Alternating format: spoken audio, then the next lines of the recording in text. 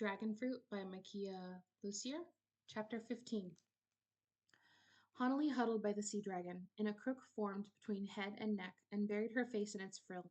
She could not help the tears from falling. Angry, frustrated, guilty tears. They kept dying. Everywhere she turned, they were dying, like this dragon here, a beautiful creature lying dead on the sand, gutted like a common fish. What had happened to the dragon fruit? Just before her death, the sea dragon's frill had been her original green, not pink or rose, not the color of the heart flower. It meant her eggs had been laid sometime between Honolly's last sighting of her and this morning. But where were they? With her companion, the blue sea dragon? Or had Captain Bragadin managed to get his hands on them without her help? 3 eggs with such a man. Honolly could not bear to think of it.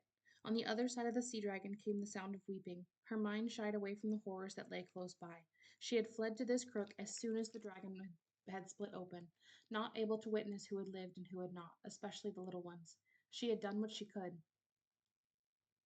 Honolly. A shadow came over the crook. She lifted her head to find Sam standing before her. He had lost his crown, his cape, and his shirt. Muscles rippled along his arms and chest. Tattooed on the left side of his torso was Fetu, fast asleep, his wings over his eyes to shield them from the sun. Fetu never stirred before dusk, not for anything. The same purple juices that had ruined her sandals and stained her satchel had soaked Sam's trousers. It spiked his hair. He smelled worse than she did, like a fish hatchery that had never been cleaned, and she remembered he had fallen into the muck. But his chest, face, and arms were no longer purple, courtesy of the now filthy clothes in his hands. Sam crouched before her. There were cuts and scrapes on his hands. I thought you'd gone. Where would I go? Holly wiped at her tears. I'm always crying in front of you. I'm not a crier, I promise. Cry all you want. No one will blame you. Did you see? Did you find the children? Honolly lowered her hands to her knees, bracing herself. Yes, they are safe. They are with their families.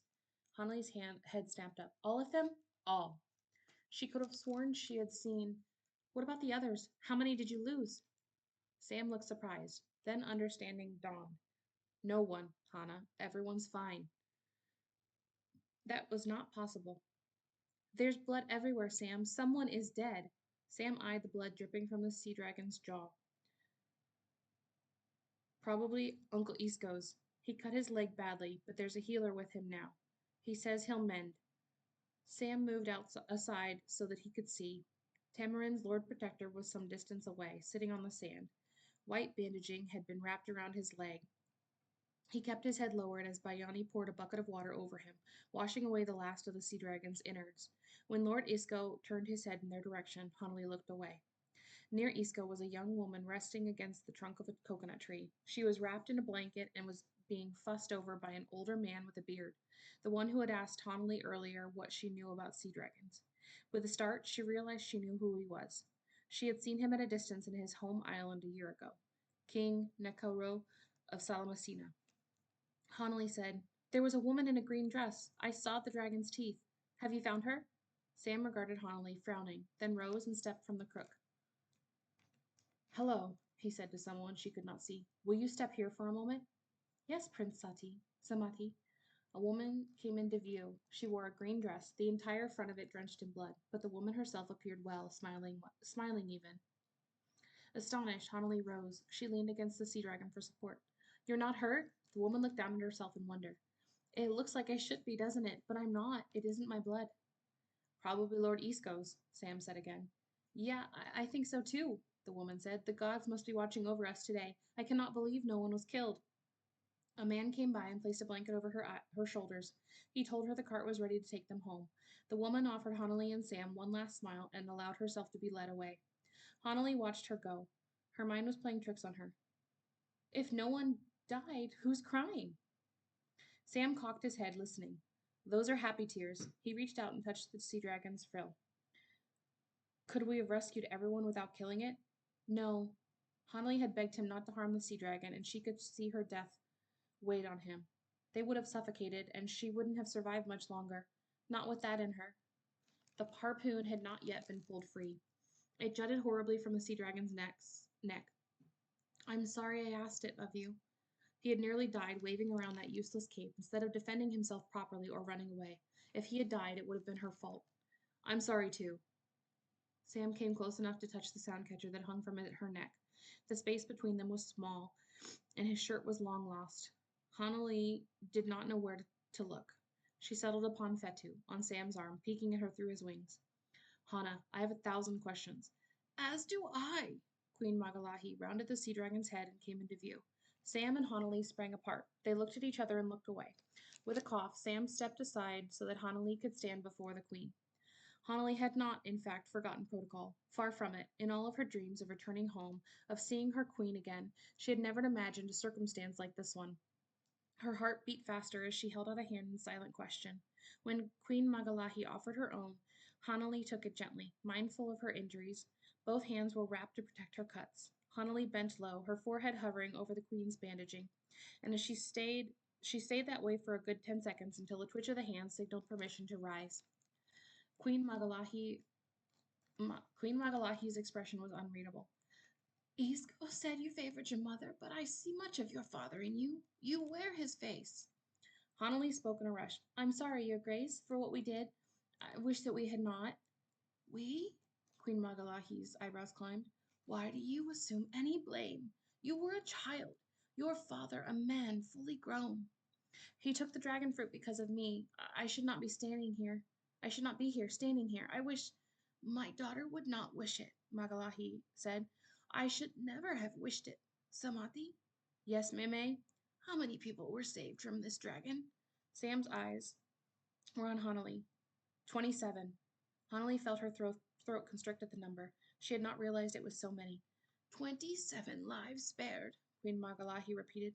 Because of you, Hanali Arahi. So do not apologize for your place in this world. We are where the gods wish us to be. Yes, Your Grace. Hanali could see Lord Isco being helped into a carriage. 2 golden-haired men were with him. They looked like Esperanzans. Now, Queen Magalahi said, her words turning brisk, how do you know this creature is female? Where to start? The very beginning would take too long, but perhaps she did not need to go back so far. For the last 6 months, I've been following a pod of sea dragons across the Nomi Nomi, 5 sea dragons along the old waterways. Sam and the queen exchanged a look. Why?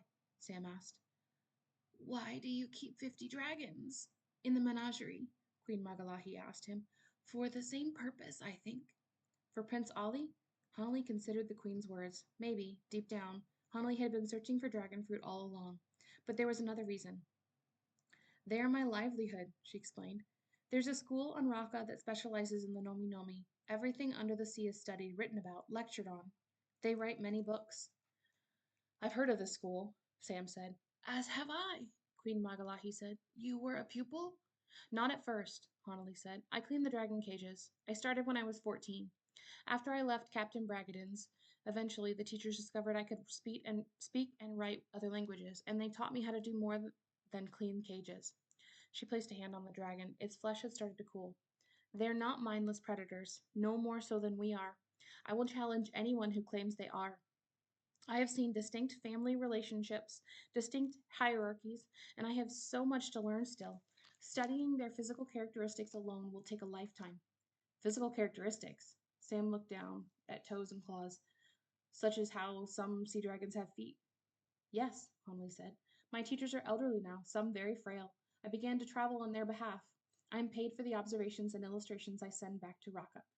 I'm so sorry, she added, seeing their expressions. I can be very long-winded on the topic. I've been known to put others to sleep. It is not boredom we feel, Queen Magalahi said, or disinterest. Far from it. How did you know she's female, Hana? Sam asked. You knew it before you got off your kandaya. Usually, Katamara has to wait until they're dosed with Poppy before he can rummage around down there and see. He can't tell just by looking at them. These teachers, Queen Magalahi said, they know male and female dragons at a glance? They don't, Hanali took a deep breath. 10 days ago, I followed the dragons to Little Kalama, to a grotto there. Captain Bragadin was also following them. He killed 3 of the dragons, captured me when I tried to warn them. 2 escaped.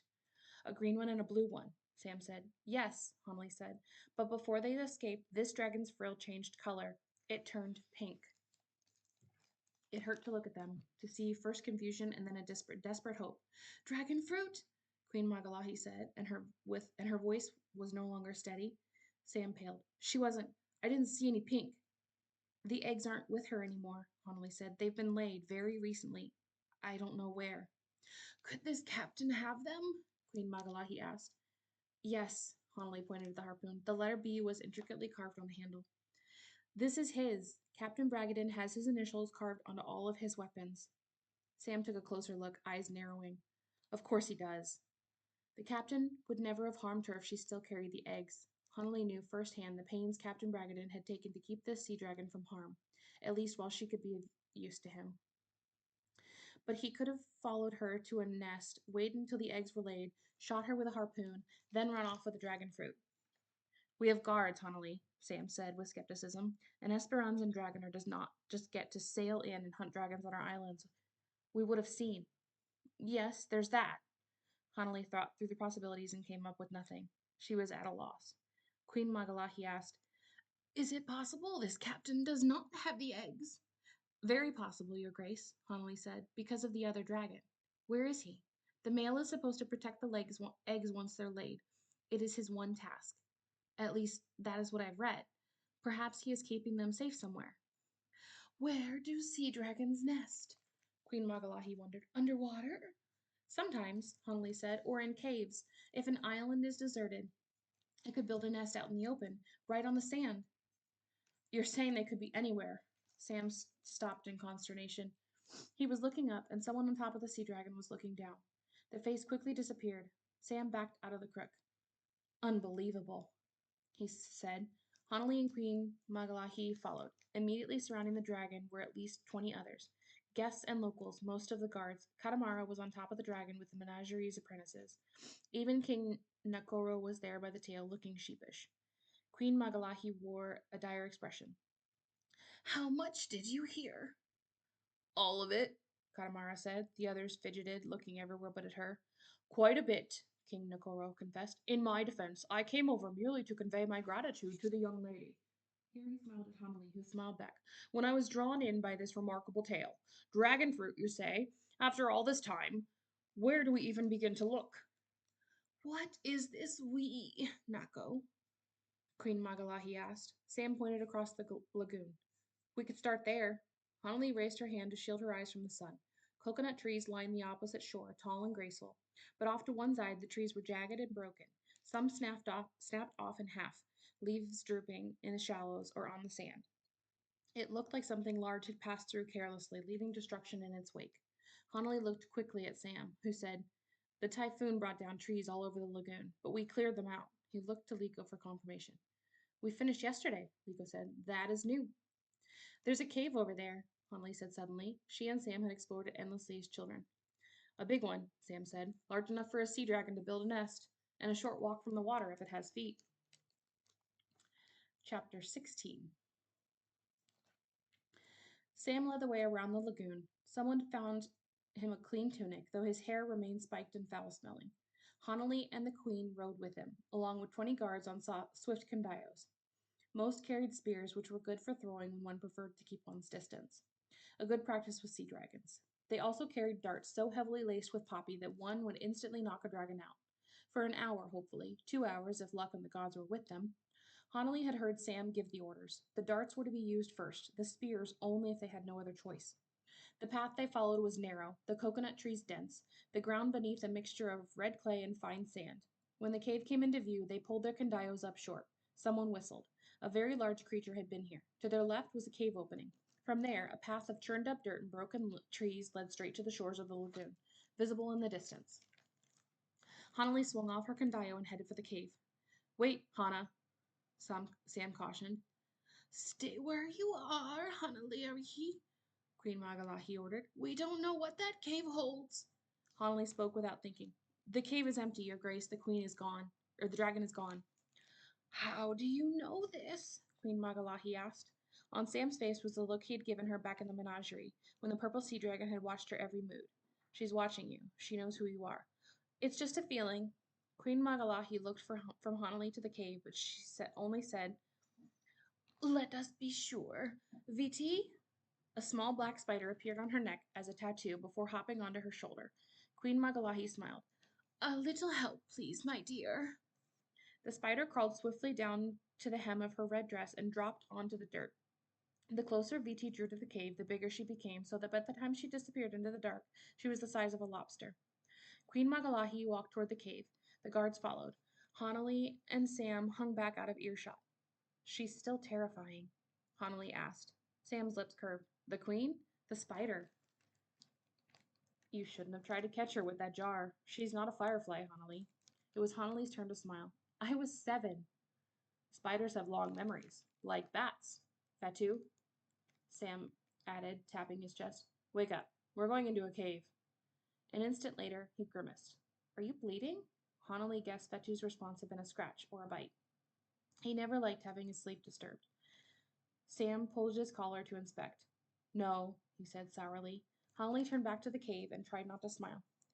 How often do you sense these dragons? All the time? No. She knew only that both dragons had been here and both dragons had gone. Only sometimes. Sam glanced at her satchel, which she had not removed once, not even when cutting open the sea dragon. It was covered with purple splotches. Will you let me read your father's papers? Honolly nodded. You need to read them. Viti appeared at the cave opening, growing smaller as she scuttled her way across the dirt. Queen Magalahi waited until she had returned to her shoulder before saying, It's safe. Come along. Half the guards stayed behind to keep watch by the cave entrance. The rest followed Queen Magalahi with torches. Honolly and Sam entered last. The ground was covered by rocks and pebbles that poked through her borrowed sandals. The queen's sandals were even more delicate. Honolly watched her stumble slightly over a stone. Sam lengthened his step, passing the guards. When he reached his grandmother, he held out his arm. Take my arm, my. You smell horrible, Samati. Unoffended, Sam kept his arm extended. I've smelled worse. Honolly saw the wry expression on the queen's profile before she took Sam's arm. Their affection for one another was as bright as the torches that lit their surroundings, brighter maybe because the queen was, by necessity, both mother and grandmother. Honolly looked away, thinking of her own mother, who had died too young to leave behind a memory of her only child. A memory for her only child. Having succumbed to malaria before Honolly had taken her first steps, and thinking of her papa, who, for a time, had been the center of her world. Your father paid for the month, the innkeeper at Raka had told her, standing in the doorway. A neat aproned woman, she had been kind and cheerful right up until the day Honolly's father had been found in the harbor, his body broken, his purse missing. The month is over. Honolly had clutched a blanket around her shoulders. She was recovering more and more each day from the effects of the poison, though she still tired easily. Her legs were getting stronger, her arms and lungs too. As for her heart, it would never recover. It was broken. She said quietly, I don't have any squid. She had looked, searched every crack and crevice in the room. If there had been any silver or gold squid, her father must have taken it with him. You don't look poor, girl. The innkeeper eyed Honolly's dress, crisp cotton with a tapa overlay, embroidery along the hems. Penina had made it for her. Don't you have other family? Just my father. What about that ring? Honolly stepped back, drawing the gold seashell ring beneath her blanket. It had been a gift from Princess Ollie. The innkeeper said, Do you want the ring or do you want to eat? Honolly needed to eat. She looked at the floor. How much will you give me for it? 2 more days and an extra half day for each dress like that one. After that, I can't help you. Honolly slipped the ring from her finger and held it out. I accept, thank you. The innkeeper took the ring. If Honolly thought she saw sympathy flicker, it was only a flicker. You have small hands, she commented. If you need work, there's a man at the harbor who hires children. The work's bad, but he'll feed you. Give you a roof to sleep under. She shoved the ring onto her little finger. His name is Bragadin. Honolly. Sam's voice brought her back to the present. They had all stopped and turned to look her way. She had nearly walked into Bayani, who reached out to steady her. How long had her memories distracted her? Sam wore a slight frown, but all he said was, Which way do you think? The cave branched off in 3 directions. The passageways were massive. A sea dragon would be able to come and go freely. Honolly walked past the group, eyeing each diverging path. She sniffed the air. Do you smell it? Dead fish? Honolly asked after a moment. That is just my grandson, I think, Queen Magalahi remarked. Seaweed. Smiling, Honolly pointed to the path on the right where the smell was strongest. This way. The farther they walked, the stronger the tang of wet, pungent seaweed. The torches cast a light on ancient cave paintings covering the walls. The fruit bat turned up often, along with the tree snake, the coconut crab, the proud kingfisher. Human figures stood near pavilions built upon lati stones. Hanali lost count of the number of canoes she walked by. Proas, nadruas, kamakaos, others she could not name. After a time, the passageway opened into a cavern, and in the center of the cavern was a giant nest. It had been built in a shallow sand pit, 20 feet all around, and made from spongy piles of seaweed. Hanali ran to the edge of the nest and looked down. Oh no, she had expected to find it empty. This was worse. She slid down into the nest, where a solitary sea dragon egg lay on its side, cracked wide open. The shell was a deep rose in color. Most of the yolk had been soaked up by the seaweed. All that remained was liquid pooled at the bottom of the shell, thick and purple like boiled ube. There was no sign of a baby sea dragon. Sam crouched beside her, tense. Did it hatch? It's too early for a hatching. I think someone threw a rock at it. Hanali towed a large stone resting between the half shells. She felt something crawl up her leg and controlled a shriek just in time. A banana spider appeared on their shoulder, all of her eyes on the broken pieces of shell. Viti. Queen Magalahi remained at the ledge, looking down. Anger coated her every word. Threw a stone? And then what? Where is it? Hanali said, A sea dragon is small when it hatches, Your Grace, only a few feet. It could have been carried off. It would have been a simple thing. The guards were quiet along the rim, torches raised, heads turning one way then the other, depending on who spoke. Sam broke off a piece of shell and crushed it in his hand. What about the other two? In every version of the tale Hanali had heard, a sea dragon laid 3 eggs, never one more nor one less. But she did not know if that was true. If there are others, they could have been taken by the same person, or they could be with the other dragon, their father. Queen Magalahi said, Would it return to this dragon to this nest? Hanley thought about it. I think he will try to find another safe place. The lagoon won't feel safe anymore. He would be able to smell his companion's blood on the shore, and he would be able to smell us in this cave. Another safe place, Sam repeated. On Tamarind? I don't know, Sam. I'm sorry. I would be guessing. These are more than guesses, Hanali Arihi, Queen Magalahi said.